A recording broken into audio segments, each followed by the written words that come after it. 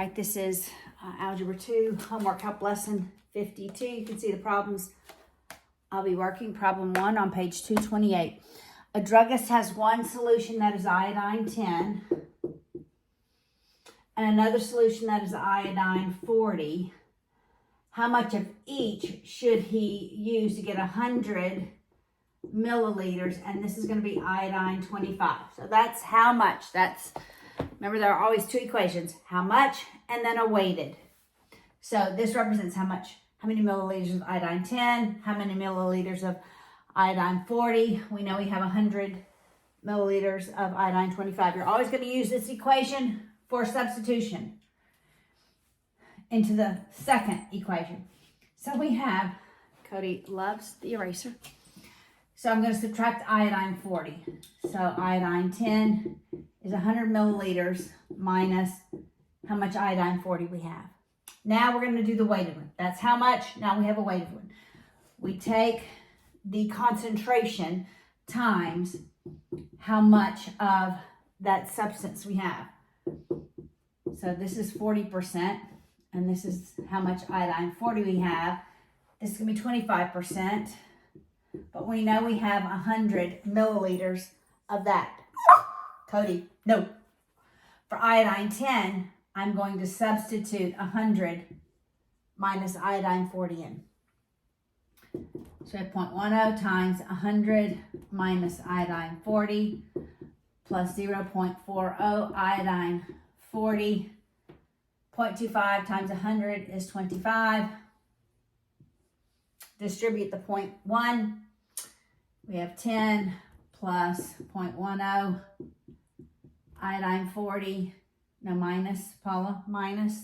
I have to use the eraser, buddy. Minus 10 plus 0.40 iodine 40 equals 25. You can solve this from here, right? So you have 0.30 iodine 40 equals 15. Divide it by 0.30. 15 divided by 0.3, we have 50 milliliters of iodine 40. If we have 50 milliliters of iodine 40, iodine 10 is 100 minus 50, so we have 50 of iodine 10 as well.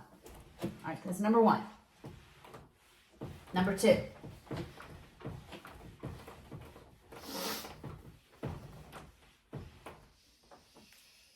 Number 2 says, a chemist has one solution that is salt 25. Same type of problem. We have salt 25, and he has another solution, I'm ignoring the water, that is salt 5. We're going to combine these to make a different concentration of salt. Hey. How much should he use of each to make 1,400 milliliters? And he wants that concentration to be salt 10. Again, doesn't matter which one you solve for. I'm going to subtract salt 5. So for salt 25, it's going to be 1,400 milliliters minus how much salt 5% we use. All right. Cody. No, sir. Bubby's project. All right. So I said how much. Now we have the weighted. So it's 0.25 times how much salt 25 we have, plus 0.05 times how much salt 5 we have, equals this 1,400 is 10% concentration times 1,400. So for salt 25, I'm substituting that in. So we have 0.25 times 1,400 minus salt 5 plus 0.5 salt 5. 0.10 times 1,400 is 140. All right, I think you can solve it from here, right? It's just algebra, solve for salt 5. Once you solve for salt 5, plug it back in here, solve for salt 25. All right, number 11. 11 solve by completing the square. All right, so you have x squared minus 5x equals 2. I'm going to move the 2 over first because that's the way I taught you, so we'll need to do that when we graph them, so it's set equal to 0. My b value is -5. I take half of the b value and square it. When I square a fraction, I square the numerator, I square the denominator. So it's -5 squared is 25, 4 squared, 2 squared is 4. I add inside here, I subtract out here. My binomial squared, which is actually the equivalent of what's inside those parentheses, is the x and whatever the b value over 2 is. So it's -5 halves squared. I'm going to make a common denominator. So it's going to be -2, but I want it to be 4 over 4 minus 25 fourths equals 0. So I have x minus 5 halves squared. That's going to be -8 fourths minus 25 fourths equals 0. So 8 and 25, that's 33. So I'm going to add 33 fourths on both sides. So I end up with x minus 5 halves squared equals 33 fourths. Square root both sides. On the left-hand side, I end up with x minus 5 halves. On the right-hand side, it's plus minus square root 33 over 4. Well, the square root of 33 over 4 is the same thing as the square root of 33 over the square root of 4, which I can unsquare. So this becomes x minus 5 halves plus minus square root of 33 over 2. I add the 5 halves. On both sides, x equals 5 halves plus minus square root of 33 over 2. Final answer. All right, number 12. Find the equation of a line.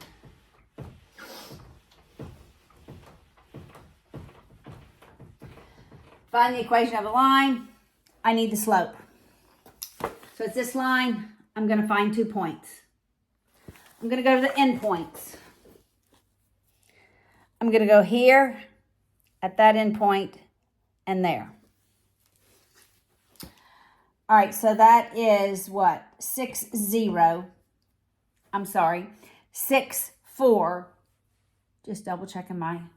So 6, 4 is one of those points. And 1, -6. All right, once I have 2 points, I can find the slope. The slope is the change in y over the change in x. So I'm going to look at my y's. -6 minus 4 over. If I start with -6, I start with 1 in the denominator. 1 minus 6. So that's -10 over -5, which is +2. That's my slope. I have the slope. I have a point. I can use point slope. So it's y minus 4 is 2. And is the slope positive? Is it rising from left to right? Yes. Remember always to engage your brain. And then that's x minus 6. Multiply it out. And you just want it in this form. All right. You can do that distribution and multiplication. All right. 13.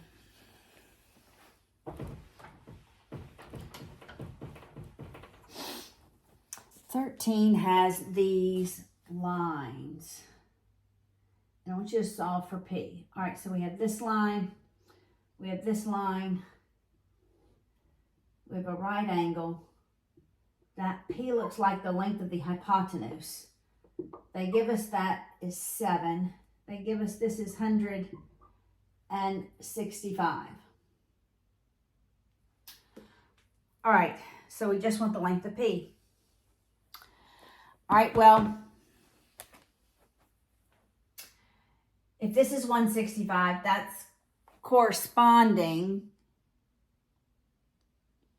because out here there are arrows. That means the lines are parallel. So this has to be 165. And that has to, that's a linear pair, so it's 180 minus 65, which is 15. But you know, I'm going to make sure. All right, so this angle is 15 degrees. So I'm going to use that angle and trig. Make sure my calculator is set correctly.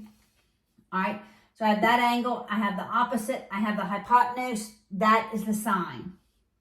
So it's the sine of the angle equals the opposite over the hypotenuse. I can swap my extremes so that P is 7 divided by the sine, 15 degrees. So 7 divided by the sine of 15, that's 27.05. Makes sense because it's longer than 7, and that's a very small angle. All right, so that's 13. 17 on the top of page 229. All right, 17 is 2 times the square root of 2 times the fourth root of 2. All right, so let's just work under here. We'll leave the 2 outside. This is 2 to the first power times 2 to the fourth power. All right. We could do multiplication is addition. That'd be 1 plus 1/4. 1 and another fourth is 5/4. So that's 2 and 5/4. Now I'm going to undo that radical. It's to the 1/2. So it's 2 times 2 to the 5/4 raised to the 1/2. Now, a power raised to a power, we multiply. So we're multiplying the powers. 5 times 1 is 5. 4 times 2 is 8. And we have still this 2 out here. I need to make a little space. And this is the first power. All right, now multiplication is addition. So 1 is the same as 8 over 8.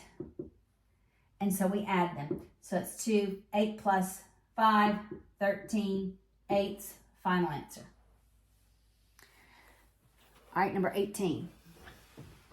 That's when we had a common root, all right?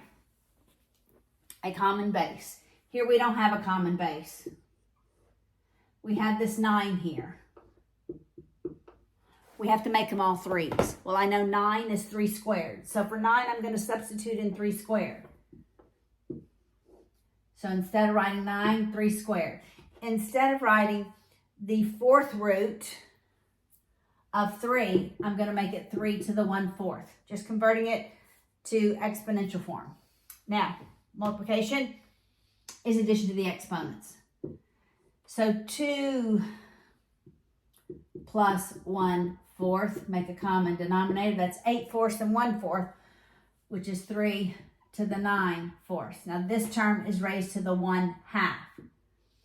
So it's 3 to the first power times 3 to the 9/4 raised to the 1/2. Power raised to a power, we multiply. 9/4 times 1/2 is 9/8. 1 is the same thing as 9 over 9. Multiplication, 8 over 8, Paula. The denominator is 8. 8 over 8.